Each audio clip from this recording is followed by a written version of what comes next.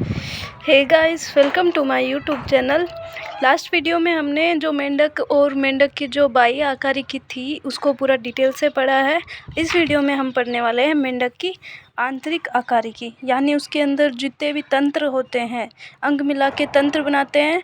तो जितने भी तंत्र होते हैं, पाचन तंत्र, श्वसन तंत्र, तंत्रिका तंत्र, संचरण तंत्र, ये यानी सर्कुलेशन वाला, जनन तंत्र, और ये सब हम पूरा इसमें डिटेल से पढ़ने वाले हैं। मेंढक में भी लगभग अपने जैसा ही होता है, सारे जो तंत्र का अपने जैसे काम करते हैं, इसलिए हम इसको यहाँ पे स्टडी करते हैं।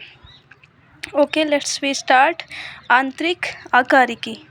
आंतरिक आकारिकी क्या होता है, यानी आकारिकी का मतलब मोर्फोलॉजी। आंतरिक यानी अंदर वाली, अंदर मेंढक के अंदर मतलब क्या क्या होता है, कैसे कैसे उसके जो तंत्र काम करते हैं, उसको पूरा डिटेल से हम पढ़ेंगे। तो मेंढक की देह गुहा में पाचन तंत्र, श्वसन तंत्र, तंत्रिका तंत्र, संचरण तंत्र, जनन तंत्र, ये सब पूर्ण अच्छी तरह परिवर्धित संरचनाओं एवं कार्यों युक्त होते हैं, यानी ये सब पूर्ण विकसित होते हैं। मेंढक का पाचन तंत्र आहार नाल तथा आहार ग्रंथि का बना होता है। सबसे पहले हम पाचन तंत्र पढ़ेंगे मेंढक का। तो पाचन तंत्र में क्या होता है, पाचन ग्रंथियाँ और आहार नाल। पाचन ग्रंथियाँ कौन कौन सी होती हैं, यकृत और अग्नाशय हो गया। यकृत यानी लीवर, अग्नाशय यानी पेनक्रियाज। तो यकृत पित्तरस का स्रावन करता है और अग्नाशय यहाँ पे अग्नाशयी रस का स्रावन करता है। ये उसके भोजन को पचाते हैं, उसमें उसके पचाने में उसको हेल्प करते हैं। अब आहार नाल में क्या होता है, आहार नाल में मतलब भोजन कैसे मुख के द्वारा लिया जाता है, मेंढक खाता है, जीभ के थ्रू उसका शिकार करता है। और मेंढक की जीभ होती है, हमने पढ़ा था कि मेंढक की जीभ द्विपालित जीभ होती है, बाइलोब्ड टंग होती है मेंढक में। मुख के बाद में भोजन जाता है मुख गुहिका में, यानी ओरल केविटी में। उसके बाद में ग्रसनी में जाएगा, उसके बाद ग्रसिका यानी इसोफेगस में, उसके बाद आमाशय में जाएगा, उसके बाद घ्रेणी में यानी ड्यूडेनम में, फिर शुद्रांत्र इलियम में, मलाशय में जाएगा रेक्टम में। उसके बाद में यहाँ पे रेक्टम के बाद में इसमें एक और चीज़ एक्स्ट्रा है, जो है कि क्लोअका यानी अवस्कर होता है। और अवस्कर के बाद में अवस्कर द्वार होता है, जहाँ से जो अपशिष्ट होता है, बचा हुआ अनवांटेड चीज़ें, वो वेस्ट प्रोडक्ट बाहर निकाल दिया जाता है। आंतरिक आकारिकी में हम देखते हैं कि मेंढक खाता क्या है। तो मेंढक खाता क्या है, हमें पता है कि मेंढक जो कीड़े मकोड़े ही खाता है। तो मेंढक क्या हुआ, मांसाहारी होता है। तो मेंढक मांसाहारी है, अतः इसकी आहार नाल लंबाई में छोटी होती है। जो मतलब जानवर मांसाहारी होते हैं उनकी आहार नाल छोटी होती है लंबाई में, और जो मतलब शाकाहारी होते हैं, और शाकाहारी मांसाहारी दोनों होते हैं, उनकी आहार नाल मतलब आहार नाल उनकी मांसाहारी से थोड़ी बड़ी होगी। जैसे हम हुए मनुष्य, हम सर्वाहारी हैं, शाकाहारी भी है और मांसाहारी भी है। तो हमारी आहार नाल मांसाहारी वाले जीवों से थोड़ी बड़ी होती है। और जो मतलब घास खाते हैं जैसे जानवर होते हैं, तो उनकी आहार नाल सबसे लंबी होती है। इसका मुख गुहिका में खुलता है, जो ग्रसनी से होते हुए ग्रसिका तक जाती है। ये फ्लो चार्ट के द्वारा आप ये पूरा समझ सकते हो। ग्रसिका एक छोटी नली है जो आमाशय में खुलती है। ग्रसिका क्या होती है कि छोटी नली है जो आमाशय में खुलती है, आमाशय आगे चलकर आंत्र, मलाशय और अंत में अवस्कर द्वारा बाहर खुलता है। तो ये पूरा फ्लो चार्ट के द्वारा ही ये बताया गया है। डायग्राम आप ये देख सकते हो। ये यहाँ पे मुख दिखा नहीं है, ग्रसिका, ग्रसिका के बाद में ये आमाशय, आमाशय के बाद में ये आंत आ गई, फिर ये मलाशय, फिर ये अवस्कर, और यहाँ पे अवस्कर द्वार हो गया, यहाँ से अपशिष्ट बाहर निकाल दिया जाता है। तो इसमें यकृत भी होता है। ये लाइन यहाँ पे एक्स्ट्रा है, तो इसको आप कट कर सकते हो, ये डबल रिपीट हो गया है। यकृत पित्त रस स्रावित करता है, जो पित्ताशय में एकत्रित रहता है। यकृत ग्रंथि हमने पढ़ी थी कि लीवर क्या करता है, यहाँ पे पित्त रस का स्रावित करता है, जो पित्ताशय में एकत्रित रहता है। शॉर्ट में आप यहाँ पे देख लो कि यकृत क्या करता है, वो पाइल जूस यानी पित्तरस का स्रावित करता है, जिसमें एंजाइम नहीं होते, ये वसा के पाचन के लिए सहायक होता है। और जो अग्नाशय होता है वो अग्नाशय रस का स्रावित करता है, यानी पेनक्रेटिक जूस का। ये कार्बोहाइड्रेट, प्रोटीन, वसा और इसमें पाचक एंजाइम पाए जाते हैं, और ये इन सब का पाचन करता है।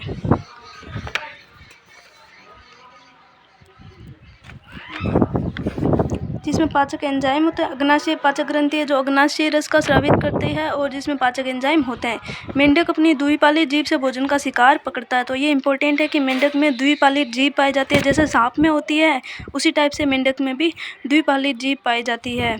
उसी से भोजन का शिकार पकड़ता है। इसके भोजन का पाचन आमाशय की दीवारों द्वारा स्रावित हाइड्रोक्लोरिक अम्ल तथा पाचक रसों द्वारा होता है। आमाशय में क्या होता है, जैसे मनुष्य में हाइड्रोक्लोरिक अम्ल होता है, साथ में पाचन एंजाइम भी होते हैं वहाँ पे, उसके द्वारा इसके भोजन का पाचन किया जाता है। अर्धपाचित भोजन को कायम कहते हैं। आमाशय में जितना पाचन हो जाता है उसके बाद में भोजन होता है वो आगे जाता है तो उसको हम कायम बोलते हैं। ये भी यहाँ पे इम्पोर्टेंट है। अर्धपाचित भोजन को मेंढक में कायम बोला जाता है। जो आमाशय से ग्रहणी में जाता है, ये आमाशय से आगे यहाँ पे ग्रहणी में जाएगा, आमाशय से ग्रहणी में जाएगा। ग्रहणी है यहाँ पे, तो ग्रहणी ये यहाँ से पित्ताशय से पित्तरस लेगी और अग्नाशय से अग्नाशय रस लेगी और इसका आगे और पाचन करेगी।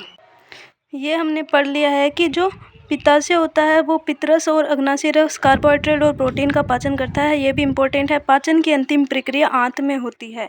पाचन की अंतिम प्रक्रिया कहाँ पे होती है? आंत में। पाचित भोजन आंत के अंदर सूक्ष्मांकुर और अंकुर के द्वारा अवशोषित हो जाते हैं, यानी विलाई और माइक्रोविलाई के थ्रू ये और ज़्यादा अवशोषित कर लिया जाता है। उसमें से जो चीज़ें नीड होती है उनको अवशोषित कर लिया जाता है। बाकी जो अपाचित भोजन होता है वो अवस्कर द्वार के द्वारा बाहर निष्कासित कर दिया जाता है। पूरा भोजन यहाँ से अवशोषित कर लिया जाएगा, जो नीडेड चीज़ें हैं, इंपॉर्टेंट न्यूट्रिएंट्स वगैरह, और बाकी जो अवस्कर द्वार में यहाँ पे अवस्कर में आके अवस्कर द्वार के थ्रू अपशिष्ट बाहर निकाल दिया जाता है। ये हमारा मेंढक का पाचन तंत्र हो गया। अब हम पढ़ेंगे कि मेंढक में श्वसन कैसे होता है। तो मेंढक क्या रहता है, मतलब पानी में भी रहता है और ज़मीन पे भी रहता है। तो दोनों जगह पे वो पानी और ज़मीन में जो श्वसन करता है वो अपनी त्वचा के द्वारा करता है और जल के अंदर भी त्वचा के द्वारा वो श्वसन करता है। तो इसे त्वचीय श्वसन कहते हैं। कैसे होता है त्वचा के द्वारा? कि विसरण द्वारा पानी में घुली हुई ऑक्सीजन का विनिमय होता है, जिससे जल के बाहर त्वचा विसरण, मुख गुहा और फेफड़े वायवीय श्वसन आदि अंगों का कार्य। जल के बाहर वो कैसे करेगा? जो फेफड़े, मुख गुहा और ये अंग है इनके द्वारा जल के बाहर श्वसन करेगा। फेफड़ों के द्वारा जो श्वसन होएगा उसे फुफ्फुसीय श्वसन कहते हैं, यानी पल्मोनरी रेस्पिरेशन। त्वचा के द्वारा होएगा तो इसको क्यूटिकल रेस्पिरेशन कहते हैं।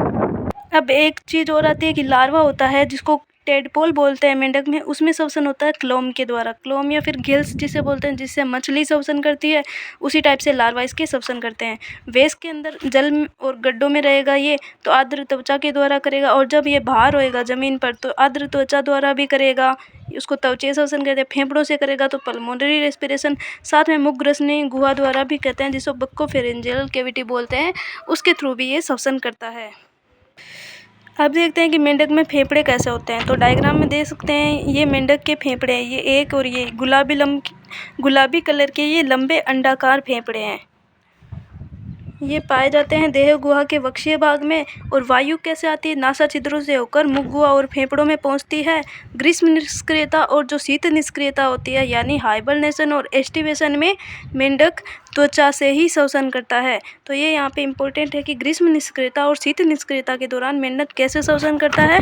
तो वो त्वचा के द्वारा श्वसन करता है, त्वचीय श्वसन। अब देखते हैं कि मेंढक में सर्कुलेशन कैसे होती है, यानी उसका परिसंचरण तंत्र, यानी ब्लड सप्लाई उसमें कैसे होती है, तो वो देखते हैं। तो मेंढक का जो परिसंचरण तंत्र है वो सुविकसित बंद प्रकार का होता है।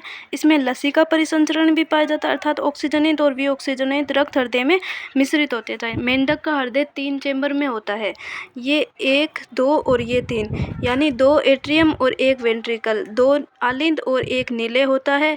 ये राइट आलिंद हो गया और ये लेफ्ट, यानी दायां और बायां आलिंद, और नीचे सिर्फ एक ही नीले होता है। मनुष्य के अंदर यहाँ पे 4 चेंबर होते हैं, लेकिन मेंढक में ये सिर्फ 2 ही चेंबर होते हैं।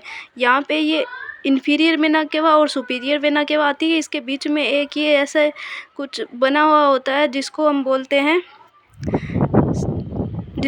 सीरा कोटर साइनस वेनोसस, और यहाँ पे एक बना हुआ होता है एक ऐसी संरचना जो इसमें एक्स्ट्रा है, तो उसे हम बोलते हैं धमनी शंकु या फिर साइनस वेनोसस। इम्पोर्टेंट चीज़ ये है यहाँ पे कि मेंढक में जो ऑक्सीजनेट ऑक्सीजनेटेड और डीऑक्सीजनेटेड ब्लड दोनों मिक्स हो जाते हैं और उन्हीं के द्वारा वो श्वसन करते हैं। इसका जो रुधिर परिसंचरण तंत्र है यानी रक्त वाला, वो किससे बना होता है? हृदय रक्त वाहिकाओं और रुधिर से मिलकर बना होता है। जो लसिका तंत्र होता है वो लसिका नलिकाओं और लसिका ग्रंथियों का बना होता है। हृदय त्रिकोष्ठीय मांसल संरचना है, मांसपेशियों से बनी हुई है, और त्रिकोष्ठीय 3 चेंबर मैंने बता दिए कौन कौन से हैं, जो कि देह गुहा के ऊपरी भाग में स्थित होता है। उसकी जो देह गुहा होती है उसके ऊपरी भाग में स्थित होता है। हृदय क्या होता है? ये पतली पारदर्शी झिल्ली यानी हृदय आवरण पेरिकार्डियम द्वारा ये ढका रहता है। ह्यूमन में भी ये पेरिकार्डियम पाई जाती है। एक त्रिकोष्ठीय संरचना जिसे सीरा कोटर साइनस विनोसिस कहते हैं, हृदय के दाहिनी आलिंद से जुड़ा रहता है। ये हृदय का यहाँ पे दाहिनी आलिंद है, इसे सीरा कोटर बोलते हैं, इससे जुड़ा रहता है। हृदय के दाहिनी आलिंद से जुड़ा रहता है तथा महाशिराओं से ये रक्त प्राप्त करता है। ये यहाँ पे महाशिरा है, इससे ये रक्त प्राप्त करता है। जो हृदय के अधर सतह पर दाएं आलिंद के ऊपर थैलीनुमा संरचना धमनी शंकु होता है। ये यहाँ पे धमनी शंकु है, इसमें नीले वेंट्रिकल आगे खुलता है। इसमें ये जो नीले है वेंट्रिकल है ये इसमें खुलता है, और हृदय से रक्त धमनियों द्वारा शरीर के सभी भागों में भेजा जाता है, इसलिए धमनी तंत्र करते हैं। हृदय से रक्त यहाँ पे धमनियाँ होती है उसके द्वारा पूरी बॉडी में भेजा जाता है, तो यहाँ पे जो धमनियों का तंत्र बना होता है उसे धमनी तंत्र कहते हैं। और यहाँ से जो ब्लड है यहाँ पे पल्मोनरी आर्टरी के थ्रू जाएगा, तो इसके द्वारा भेजा जाएगा फेफड़ों में, तो वहाँ पे वो डीऑक्सीजनेटेड ब्लड होएगा, उसे हम शिरा तंत्र कहते हैं। शिराएं शरीर के विभिन्न भागों से रक्त, सॉरी मैंने गलत बता दिया, यहाँ पे जो शिराएं आती है सभी रक्त हृदय में पहुँचाती है। सभी शिराएं यहाँ पे अपना तंत्र बना के पूरी बॉडी में फैले रहती है, पूरी बॉडी से रक्त लाती है और हृदय में पहुँचाती है। यहाँ पे इस संरचना के थ्रू यानी सीरा कोटर साइनस विनोसस है, यहाँ पे इसके थ्रू ये नीले में पहुँचाएगी, यहाँ पे पहले आलिंद में फिर नीले में पहुँचाएगी, यानी हृदय में पहुँचा रही है। तो इस संरचना के थ्रू जो ब्लड आता है पूरा शिराओं की जाल के थ्रू, तो उसे हम शिरा तंत्र कहते हैं। अब ये काम कैसे करता है वो मैं बताती हूँ। यहाँ पे जो महाशिरा आ गई, दोनों इंफीरियर और सुपीरियर, ये यहाँ पे जो